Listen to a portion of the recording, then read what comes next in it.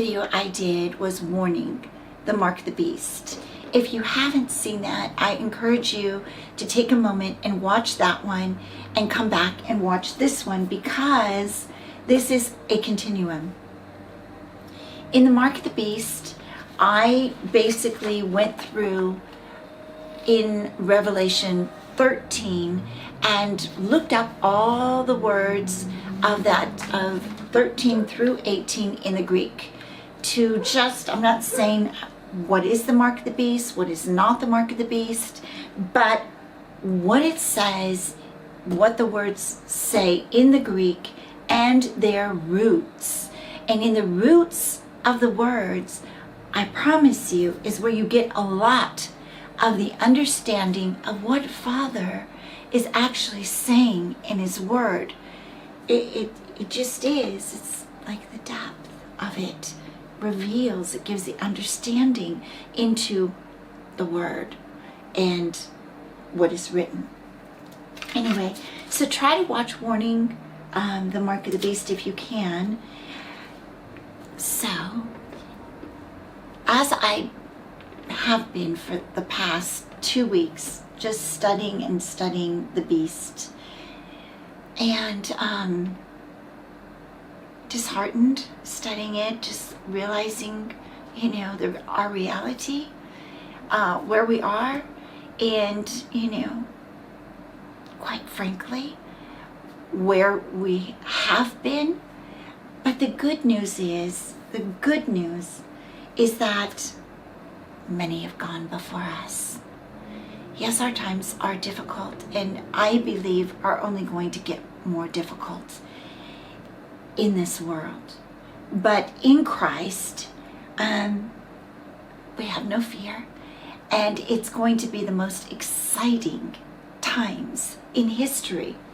Times that, people have prophesied, our fathers have prophesied about, and what we've been waiting for, the return of Jesus Christ and the tribulation times before it, right before it, the birth pains and the tribulation, the birthing of it. And so, anyway, what I realized was that many have gone before us, and our forefathers have walked under the same beast system that we are right now, and that we are about to encounter in such a heavy or heightened or intense way on this earth. And it's funny, I've been saying, 4 years ago, I've been a Christian for over 30 years, and just 30 years, about just right in there, 30 years.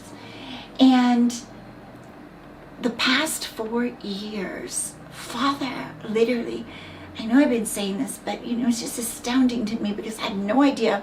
Did we know 4 years ago that a year and a half ago that we would be stepping into these times that we're living in, that are escalating and getting worse? And I have so many people say to me right now, loved ones around me, but we've been doing this forever. We've always done it this way, and what's new? Well, I encourage you to watch Warning the Mark of the Beast, because it will lay that out and spell that out without saying what is what and what is not what. You can make decisions for yourself based on understanding and knowledge, a little bit of the word, which is nothing special for me. Just I looked it up in the Greek, all the words in the roots. Anyway, so my point is that we're in hard times, but many have gone before us and have walked with this beast that has a system, that has had a city, that has brought people into captivity before. So we're in good company. Okay, so when I did Revelation 13 about the mark of the beast, I realized in studying the beast that the beast is in Daniel and the beast is in Revelation. So we have an understanding from the Greek and its roots, and we also have an understanding from the Hebrew and its roots. And so just specifically, I want to add to and expound upon a little bit about the beast from the Hebrew in Daniel, and then compare it to the Greek for you, and then just share a little something else about the beast. Okay, so in the Hebrew with Daniel, God shows him the beast in 4.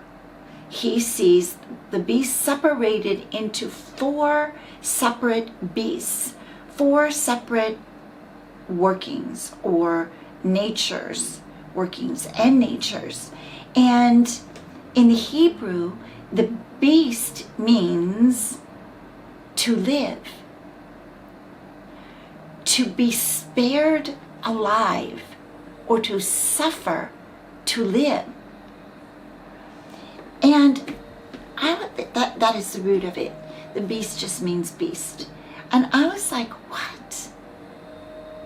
So the beast in Hebrew, when you look up the word beast in Hebrew, they both, beast means a wild animal or venomous snake, poisonous venomous snake, wild animal, beast, brute beast. But the roots in the Hebrew means to live, to be spared alive, or to suffer to live. The root of that word means to show or declare or to tell. So this beast system, this beast in Daniel, its root nature is to basically say, if you receive me, if you agree with me, conform to me, bow to me, then I have the power to let you live, or to spare you to live, or to suffer you to live.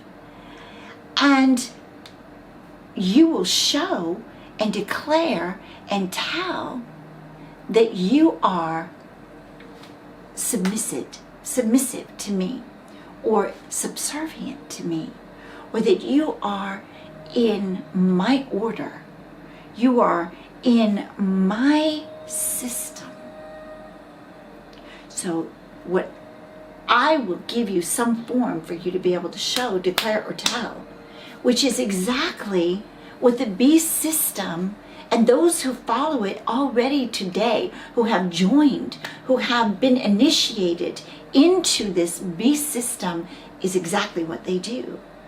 They show signs and symbols. Do you remember in warning of the mark of the beast, he says in there, let him that has understanding count the number of the beast, for it is the number of man, and his number is 666. It is the number of a man. 666, which looks like 600. 3 times is the number 6. 3 times 666. And it looks like this. And what they do is they show, or they declare, or they tell each other who they are by showing, declaring, and telling each other through signs or through some kind of symboling who they are, that they are submissive to this beast system, that they have been initiated into this beast system. And I know many of you already know this by now, and I'm not telling you anything new, but I'm showing you in the Hebrew, through the roots of the word, exactly that it's there, that they are doing what they are told, what it says for them to do. And I'm going to show you even more about that in a few minutes. Okay, so in Daniel 5:18, with the king, with King Nebuchadnezzar, that they made the statue with 4 parts of one beast, one city, one system, one world, right? This is what Daniel says. O thou king, the Most High God gave Nebuchadnezzar, it was to his son, thy father, a kingdom. Remember when Nebuchadnezzar's son had taken all the wine glasses and all the gold from father's house, and they were drinking and partying and with the gold, and God writes, with a hand appears and God writes on the wall. Well, Daniel, the king's son, who was now king, wanted to know what was written on the wall. So this is Daniel responding to that. And he says, O king, the Most High God gave Nebuchadnezzar thy father a kingdom, a city, a kingdom, a world, and majesty and glory and honor. And for the majesty that he gave him was all peoples, nations, and languages. They trembled and feared before him. Whom he would, he slew. Whom he would, he slew. And whom he would keep alive. And whom he would, he set up. And whom he would, he put down. It's the same thing. It's exactly the same thing today. In this system of the world, this system of the beast that is a type, children, followers of Nebuchadnezzar and his kingdom and all his kings, whom this beast system decides is going to live, and who will be spared alive, and whom he will suffer to live. They will show and declare they are part of it. He will. And whom he would suffer to slew or to die, he would have them to die. He had the power over that in his beast system. Okay. So, of course, we know Daniel was taken into captivity because Israel at that time did not adhere to the Lord. They kept worshiping idols, and they kept vacillating between 2 gods. They kept having a little bit of God and worshiping idols, like we're doing today, even in the church. And because they were vacillating and they kept worshiping idols, God allowed them to go into captivity. So King Nebuchadnezzar had authority to move in their lives because Father gave the power to King Nebuchadnezzar to bring them into captivity, to allow these things to come upon the children of Israel, as he is allowing these things to come upon the nations today. Because most of his body and the world has rejected him. But a lot of the body has vacillated, and they've mixed. They have mixed the things of God, the holiness of God, the ephod and the breastplate, and they worship idols. the idols of this world, whether they want to be the idols themselves or they bow themselves before to be bought and paid for money or for fame or for, just to live. Just to live. Okay. So again, in the Greek, the word beast means a wild beast, a brute. The root in the Greek means a hunting or an entrapping, a game, a prey, a net, some form of means of capturing people.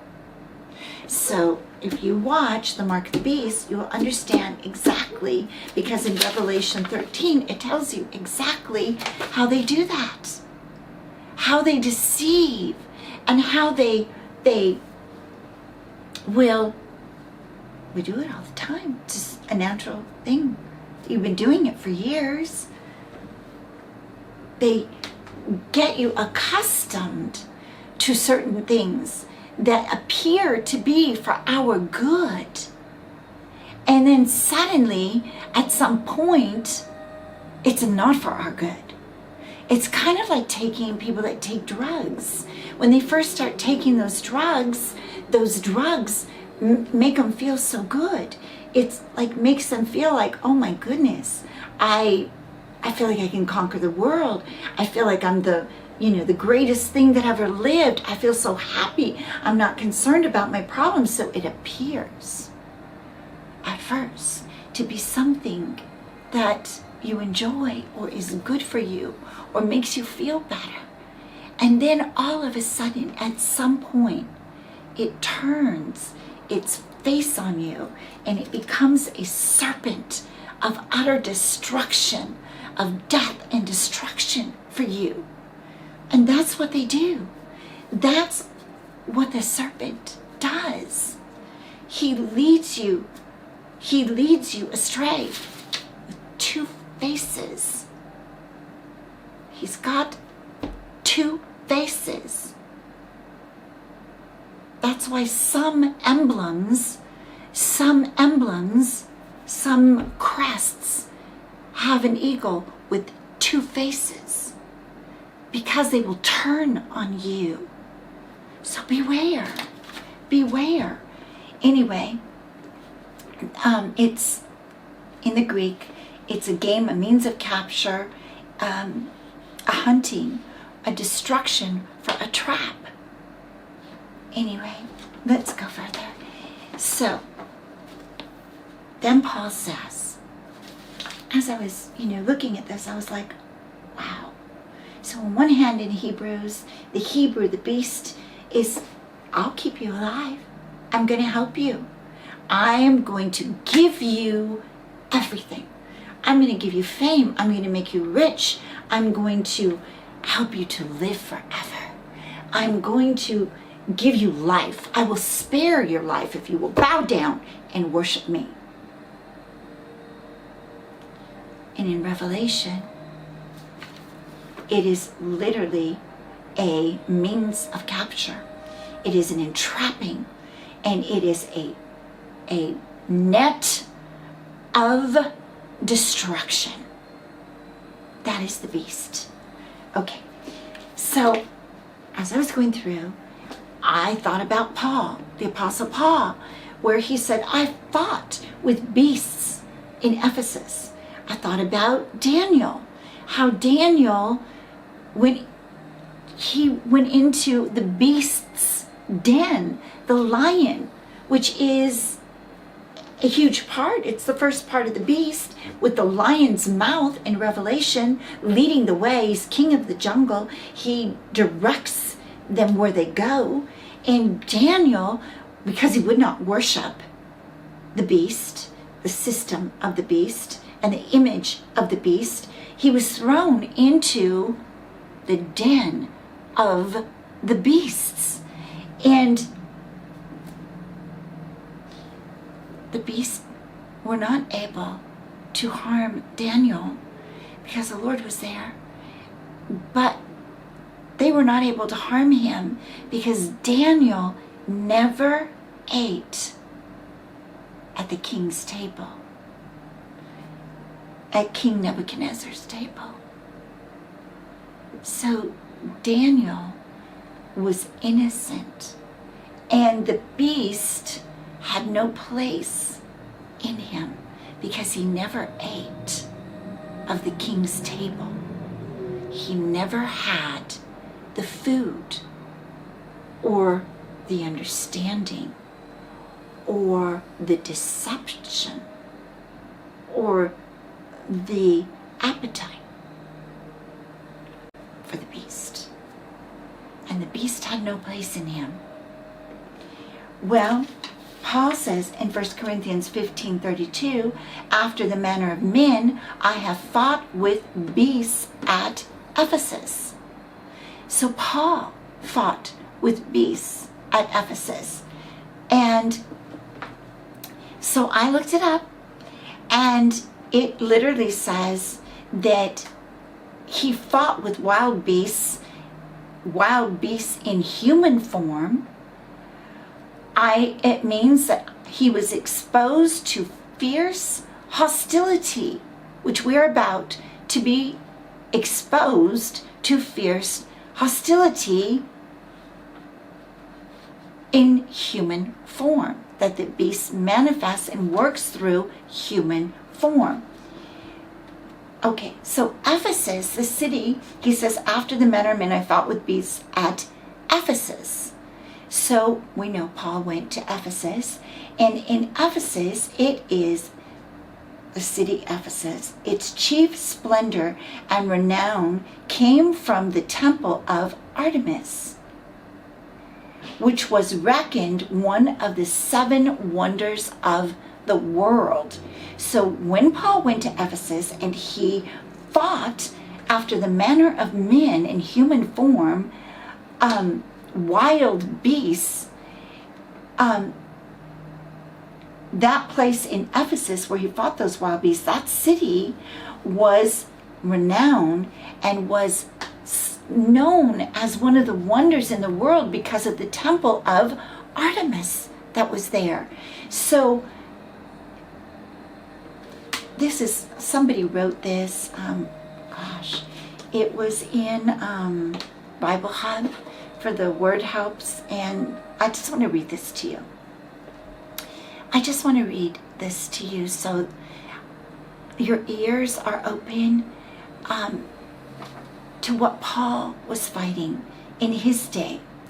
So it says, I have set eyes on the wall of lofty Babylon, on which is a road for chariots, and the statue of Zeus by Alpheus, and the hanging gardens, and the colossus of the sun, and the huge labor of the high pyramids, and the vast tomb of Mathalas. But when I saw the house of Artemis that mounted to the clouds, those other marvels lost their brilliancy. And I said, lo, apart from Olympias, the sun never looked on aught so grand. So not even the pyramids in Babylon, in the city of Babylon, could out glory when he saw the house of Artemis that mounted up to the clouds. So what was the house of Artemis? What was that Paul fought wild beasts in human form, that was filled with pyramids that had the wall of the lofty Babylon around it. So in Acts 19:35, it says, Ye men of Ephesus, what man is there that knoweth not how that the city of Ephesians the city of the Ephesians, which was Ephesus, is a worshiper of the great goddess Diana, and the image of which fell down from Jupiter. So, the house of Artemis was the house of the great goddess Diana. It was a huge idol house of worship. And so there was Paul in Ephesus, of which we know he wrote the book of Ephesians, which actually is one of my favorite books. And he wrote the book of Ephesians out of, and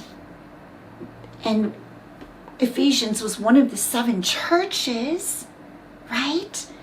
So in this place of Ephesus that he goes to, and he's fighting these wild beasts which are in human form because of the city that was filled with pyramids, that had the wall of Babylon around it. Paul fought exactly what we are fighting today. Daniel went into captivity with exactly the same kind of captivity that we are in today, and that we are going further into today.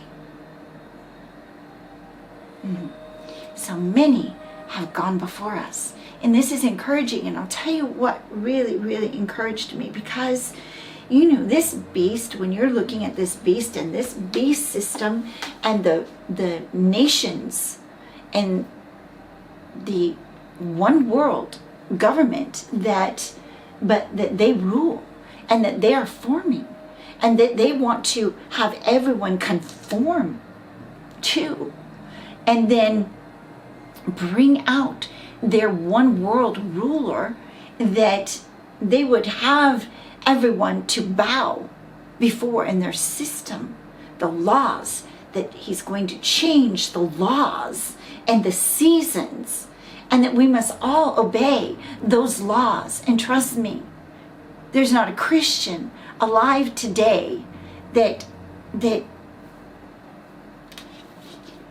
has any understanding, even a little bit of understanding, that will like the new laws.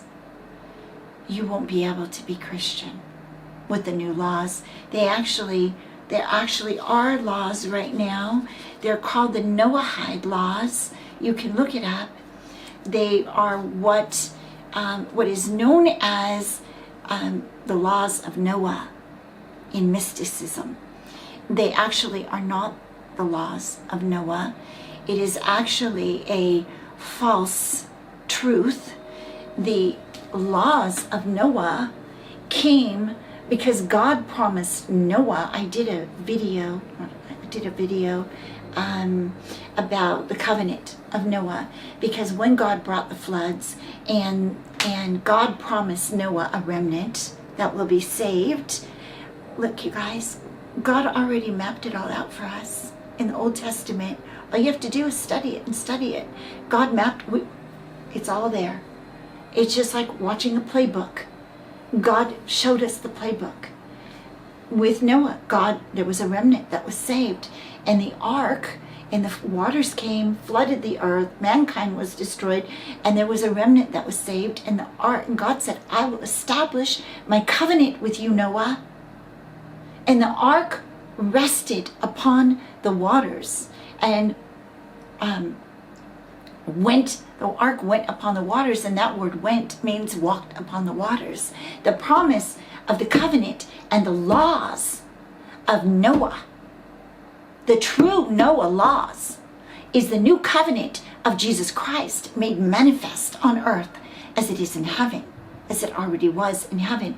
And when Jesus Christ walked on the waters, he literally was the promise that God promised to Noah of the new covenant, the established covenant that God said he would make with Noah, came walking upon those waters. God brought the exact same scenario. God has showed us the playbook in the Old Testament and manifested it in the New Testament through Jesus Christ. The law of Noah is the new covenant of Jesus Christ, the law of love. The law of the Spirit of love through Christ Jesus is the law. The new covenant is the laws, the Noahide laws. And it is the covenant of Jesus Christ, of which the rainbow is over his head, is the promise of God. And in the city of God in heaven, I've been telling you guys this, is the rainbow. It is the rainbow over Jesus, everything was given to him because he is the Son, and he laid down his life for the Father to make a way for us, the sons of God, to be restored and reconciled back to Father. And so he wears the rainbow, like Father wears the rainbow over him on the throne. And Jesus wears the rainbow. It's the promised covenant of Noah, is the new covenant through Jesus Christ made manifest. And the waters were risen, and there was a remnant that the Lord had chosen to reveal it all to, and through them it is revealed to us as sons, as grafted in, as sons adopted in through Christ Jesus. If you're not Jewish, but even if you are Jewish, you still are grafted in. You still are received through Jesus Christ. There is no other way to the Father but through the Son, Jesus Christ, the Messiah, the only true Messiah. That's the truth.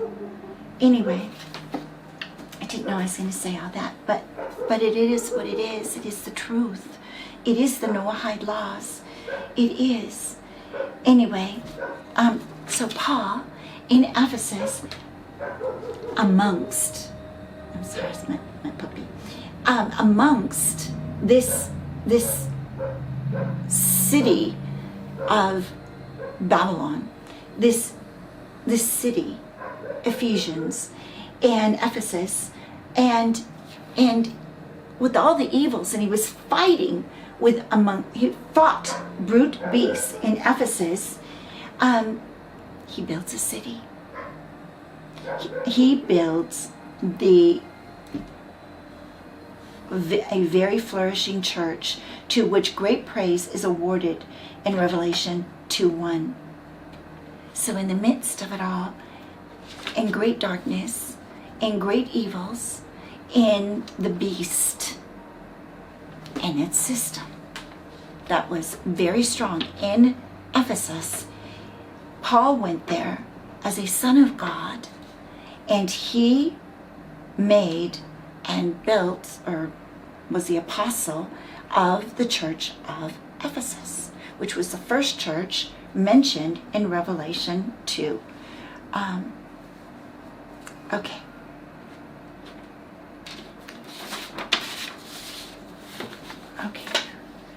So, now, Paul says to Timothy in 1 Timothy 1:3, he says, "And I besought thee, Timothy, to abide still in Ephesus, when I went to Macedonia, that thou mightest charge some that they teach no other doctrine, nor give heed to fables,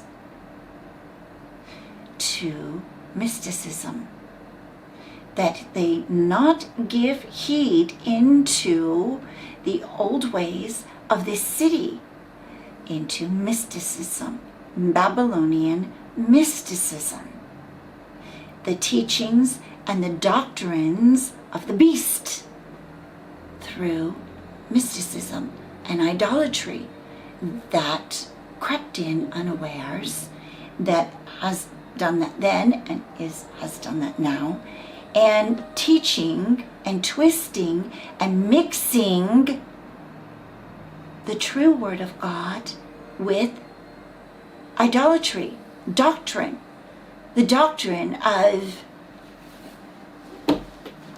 Cain. Cain, who was cast out of the garden or the field, was cast out of the field when he killed Abel. They were in the field and he killed Abel. He was cast out of the field and into the land of Nod, which means outside of the presence of God. There was no presence of God in the land of Nod. There was the presence of God in the field. There was the intimacy, walking hand in hand, face to face with God in the garden, of which they were all kicked out. But they went into the field and they were shown and taught by God how to make a sacrifice and how to dwell in the presence of God, which was a lesser existence. But it was something kind of what we live in today, except for those that press into the Lord and see him face to face and know him face to face and are actually reconciled back to the garden and into the city of God. Face to face, knowing and seeing in spirit, are transformed and born again into a spirit man, and then transformed into a spirit man in its height, in its nature, and its being restored fully. Okay, so Cain is in the land of Nod, outside the presence of God, and Nod means depression and downtrodden and in despair.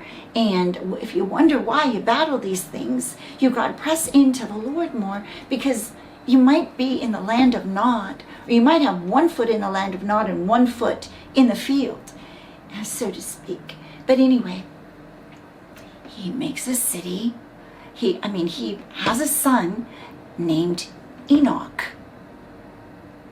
Enoch's name means to initiate. And he has a son named Enoch, and with that son, he builds a city named Enoch. This is where most of the mysticism, most of the doctrine of idolatry, the doctrine of the devil, mysticism has infiltrated. This is where it was birthed. Right there. Right there. So when you talk to me about the book of Enoch or about any of these Enoch teachings, doctrine of Enoch, don't tell me that it is Enoch, Adam's generations, because it's not. It is not. It's right there. It is Enoch from Cain's son, where he built a city, and that city got followed down through the generations, down into Nimrod and down into Nebuchadnezzar. If they pass the baton one to the other, and that is the city of Babylon. And that is the city of the beast, the system of the beast. And that is their doctrine. And that doctrine has tried to infiltrate into fables. Fables. That you teach no other doctrine, neither give heed to fables. Fables. The word for fables is a speech, a story, a fable. It's a myth. It's a false account. It's a yet posing to be the truth. It's a fabrication which subverts or replaces what is actually the truth. It comes from ancient mysticism and their books, which we know as extra biblical books. I am warning you guys, beware. I'm telling you, I can't express enough to you. I can't express enough to you. When you look deep into what I'm sharing with you about these fables, it literally means to shut your eyes from the truth. And so when you mix with the book of Enoch, when you mix with the book of Jasher, when you mix with all these extra biblical when you say, oh, well, they're not in the Bible, they decided, these men decided not to put it in the Bible, and they are biblical. No, they're not. You've been lied to. You have been told a fable. You have been told a story or a false account or something that is posed as the truth but is a lie. And it is darkening your understanding from the truth, that you cannot see. You cannot comprehend the depths and the height and the width and the length of the truth of the kingdom of God. I am warning you. I'm sharing this with you with all my heart. It blocks the true. Revelation 2, which is to the church of Ephesus. John writes, I know your works, and thy labor, and thy patience, and how you can't bear them which are evil. And thou hast tried them which say that they are apostles, and are not, and hast found them to be liars. Paul told Timothy, I warn you to stay in Ephesus, that thou might charge some that they teach no other doctrine, neither that they give heed to fables, that they give heed to mysticism, that they give heed to a false account, opposing to be the truth, a fabrication, which subverts, replaces what is actually the truth. I'm saying this to you guys because with a heavy heart, with a very heavy heart, because this has happened to us. This has happened to the church. And some of our prophets and some of our teachers have given themselves over to the temple of Artemis. I promise you. I promise you. And even some of them flash signs, pyramids, subtly. But remember, they have to show or declare or tell who they are. They have to bow, show that they're bowing to the beast. Once you are initiated, once you give an oath to another, then you have to show or declare or tell, and they do.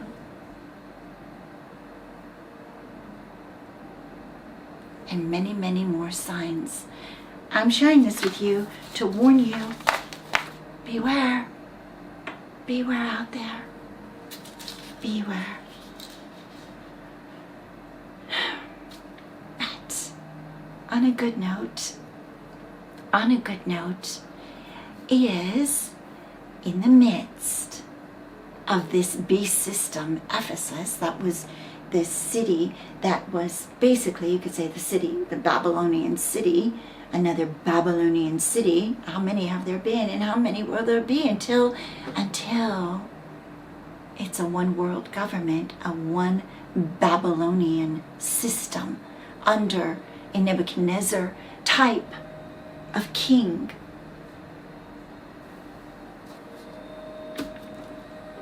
In the midst of that, Paul founded one of the greatest churches, Ephesus, to the Ephesians. He made a beautiful church, and when you read the book of Ephesians, it was deep. It's always been one of my favorite books because it just speaks to the depths of you. It speaks to the spirit dividing soul and spirit, flesh and spirit. And so what is good about it is that he was able to speak the depths of the Lord to them because they understood it. Because they understood spiritual things. Okay. That's it for now.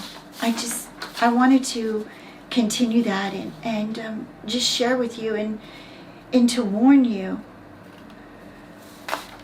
Look at what he said. In Ephesians 3:1, Paul says, I, Paul, a prisoner of Jesus Christ, for you Gentiles, ye have heard of the dispensation of the grace of God, which was given to me, to you word, how that by revelation he made known unto me the mystery, as I wrote beforehand in a few words, whereby when you read, you may understand my knowledge in the mystery of Christ, which in other ages was not made known unto the sons of men, as it is now revealed unto his holy prophets and apostles by the Spirit. You see the depth? It's all about the mysteries and the depth of the knowledge of Jesus Christ. Anyway, that's it for today. Just wanted to share that with you. Okay, I am working on, and they will be coming soon, more about the beast. Just more about the beast. And then my book is ready. So then I get to get out of that and share with you about the three heavens and the truth about the three heavens, because unfortunately, we have received some fables, no doubt, probably by the beast and his sister. We have received a fable regarding the heavens. Anyway, okay, that's it for now. Okay, bye-bye.